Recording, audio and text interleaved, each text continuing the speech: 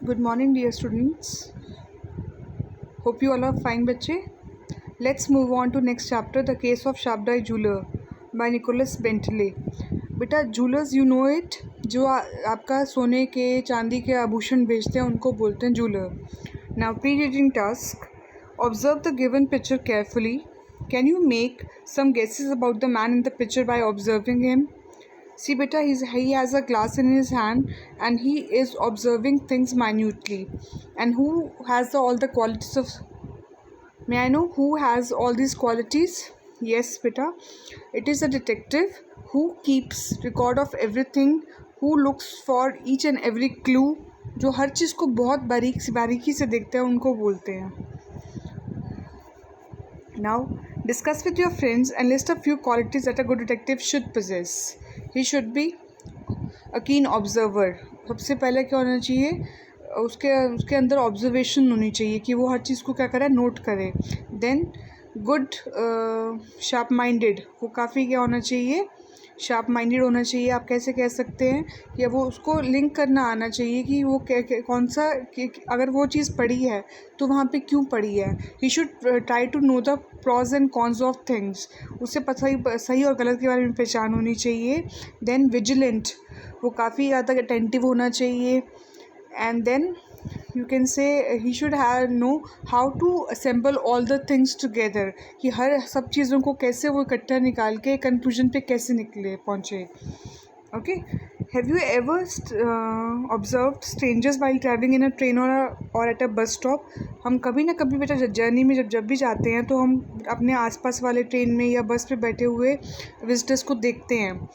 Narrate any such incident when you could make some guesses about a stranger by observing them. The way they dress up, the way they talk, the way they behave, the way they utter the words, the way they eat, stand, sit. हम सब चीज़ों को कई बार notice करते हैं, कई बार हम ignore भी कर देते हैं. And the persons who observe all these things is a person who is a observer. जो इन सब चीज़ों को नोटिस करता है, ऑब्ज़र्व करता है, डेफिनेटली वो पर्सन क्या रखता है, एक ऑब्ज़र्वर की तरह एक्ट करता है बच्चे. Now read the story about a jeweller's assistant who falls होता है बेटा फेल्स एन अटेम्प्ट, जो कि उसका प्लान ख़राब कर देता है, to steal an expensive ring by virtue of his vigilance. By virtue होता है बेटा by his good quality, by his positive attitude, or by you can say by with luck he tries to make the attempt foiled. Okay. Vigilance होता है बेटा sharp mindedness कह सकते हैं आप, एक्टिव माइंडेडनेस कह सकते हैं. First let me introduce my self. So the narrator is introducing himself that my name is William Morris. उसका नेम क्या है, वो क्या कर रहा है कि अपने आप को इंट्रोड्यूस कर रहा है. The character, not the narrator, the character is introducing himself that he is William Morris. Okay. I am a very ordinary man except that I use my eyes and my common sense more than most people do. कहते मैं एक ordinary आम इंसान हूँ, बस फ़र्क इतना है कि मैं अपनी आइज़ और अपनी कॉमन सेंस को आम लोगों से ज़्यादा यूज़ करता हूँ. My hobby is perhaps a little out of ordinary. Normally people की बेटा हॉबी क्या होती है, बुक रीडिंग होगी, गार्डनिंग होगी, watching TV serials, movies, singing होगी, डांसिंग होगी. बट आई डोंट थिंक किसी की ये हॉबी रहेगी कि वो लोगों का बिहेवियर ऑब्जर्व करें. It is the study of crime and criminals. Now he is telling about his hobby, that he has the hobby of studying crime and criminals. उसे बहुत शौक है इस पढ़ने का. Of the great authors from Edgar Allan Poe to Agatha Christie. बेटा ये सारे क्या है, आपको इनके novels मिलेंगे जो crime और criminal से deal करते हैं. And here I must say that the stories I have most enjoyed are not those where the detective is an extraordinary person. कहते कि जो मैंने स्टोरीज़ पढ़ी हैं उसमें जो डिटेक्टिव होता है वो कोई एक्स्ट्राऑर्डिनरी पर्सन नहीं होता, rather extraordinary favoured by fortune. ना ही उसको कोई भाग्य ज़्यादा सपोर्ट करता है उसका, but where he is just an ordinary man.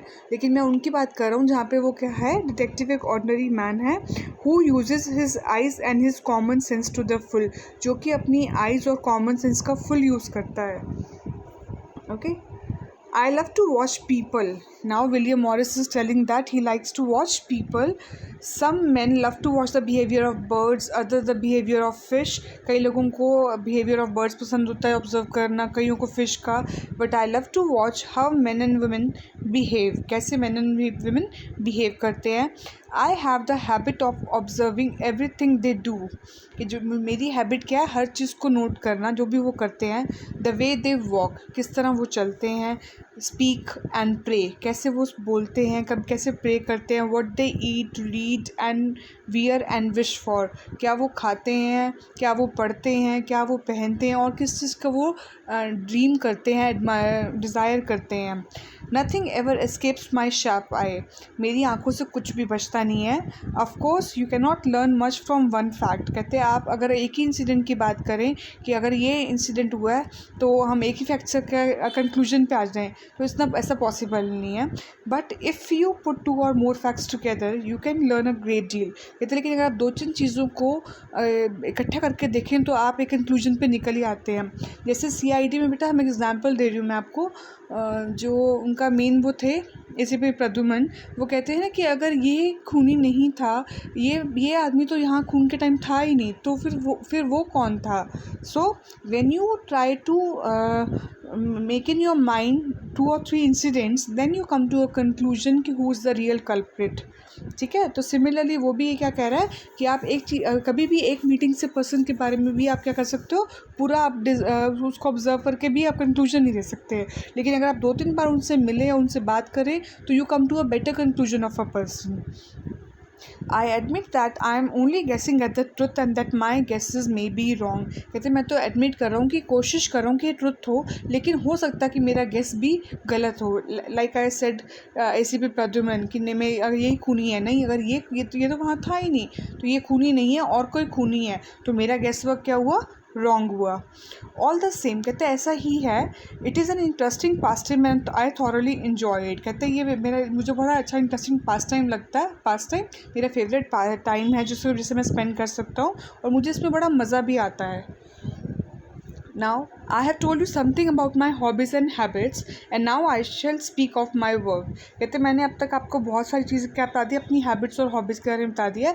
अब मैं आपको अपने काम के बारे में बताता हूँ। Who is I now? I is William Morris, who is narrating the story. I am a jeweler, कहते मैं क्या हूँ, जवाहर हूँ, and not accurately और more accurately a jeweler's assistant. मैं अगर सही मायने में कहूँ तो मैं jeweler का असिस्टेंट हूँ, जो मैं वर्क करता हूँ। This may not strike you as anything important और अनयूजुअल, आपको बिल्कुल भी ये अजीब नहीं लगेगा और ना ही अनयूजुअल, कोई बिल्कुल ये आम बात है ये तो। But when I tell you that I am working for Rainers, लेकिन अगर मैं आपको ये कहूँ कि मैं राइनर्स के लिए काम करता हूँ, I am sure that you will be impressed, कहते हैं कि आपको क्या होगा, आप ज़रूर इम्प्रेस्ड होंगे। बेटा Rainers is the name of a you can say company, और you can say any of the retailer shop. जैसे तनिष्क का आप कहते हैं ना, तनिष्क गोल्ड एंड ज्वेलरी है, डायमंड ज्वेलरी के लिए फेमस है, उसी तरह राइनर्स भी कहते हैं, एक वेल नोन नेम था बच्चे।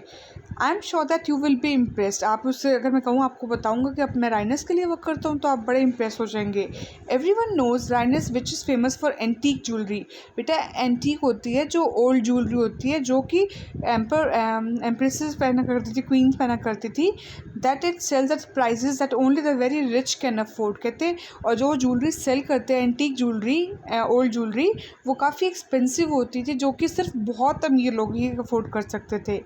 Are principal customers are principal होता है बेटा main customer, are millionaires, oil kings जो बड़े बड़े जिनके खाने हैं, film stars, heroes of the football field and people of that class, और उनके जैसे ही बहुत अमीर लोग। The jewels which sell are nevertheless 300 years old, कहते जो भी हम ज्वेलरी बेचते हैं कम से कम वो 300 साल पुरानी होती है। Some of them have a romantic history, जैसे शाहजहाँ ने मुमताज़ को नेकलेस गिफ्ट किया, लाइक दिस।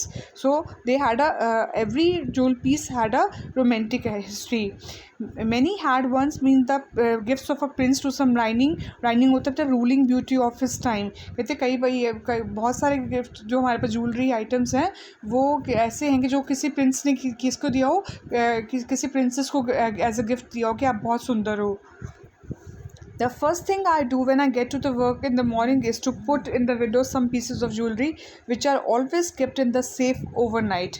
कहते हैं जैसे ही मैं शॉप में जाता हूँ सबसे पहले जाते मेरा काम क्या होता है, अपनी जो डिस्प्ले विंडो होती है, आपने देखा होगा बेटा एक ग्लास लगा होता है कि डोर वहाँ पे कहाँ पे जो जब आप ज्वेलरी की शॉप पे जाते हो तो वहाँ पे एक ट्रांसपेरेंट ग्लास होता है ना, so that all the jewellery items can be displayed. अगर आपको ज्वेलरी आइटम्स बाहर से पसंद है तो ही आप शॉप के अंदर जाते हैं, है ना. तो और वो ज्वेलरी आइटम्स वो इतने एक्सपेंसिव लगाते हैं बाहर या इतनी बेस्ट ज्वेलरी डिस्प्ले करते हैं और रात को वो सेफ्टी के लिए क्या कर देते हैं, उनके पास जो एक वो लॉकर होता है उसमें रख देते हैं, सेफ होता है जो उनके उसमें रख देते हैं ताकि वो सुबह आए और उसको फिर से डिस्प्ले कर सके, ताकि लोग क्या करें उनसे अट्रैक्ट हो सके और आ सके. Okay, and now what he's telling you, let's see. I was doing this on that eventful day. बेटा eventful का मतलब होता है जिस दिन कुछ हुआ हो, specific event हुआ हो. When I noticed a young woman standing in front of a shop on the opposite side of the street. जब मैंने क्या देखा कि मैंने एक young woman को देखा जो कि शॉप के opposite side पे खड़ी थी. Her eyes were fixed on the display in the shop windows. और उसकी eyes किस पे fixed थी, शॉप की windows पे. And she stood there all the time. और वो पूरी शाम वहाँ पे खड़ी रही. And she stood there all the time. It took me to arrange our display quite 15 or 20 minutes. और जब वो 15-20 मिनट वहाँ पे खड़ी रही, जब जितनी देर में मैं डिस्प्ले कर रहा था all the jewelry. And what do you think she was staring at. आपको क्या लगता है वो किसकी तरफ देख रही होगी. Well the shop is an undertakers. अब बेटा अंडरटेकर वो होता है कसाई जिसको बोलते हैं. A person whose job is to prepare dead bodies for cremation. जिसका काम है कि बॉडी को क्या जब हम बॉडी को जलाते हैं India as a Indian tradition, तो वो क्या करता है, मटीरियल रेडी करता है.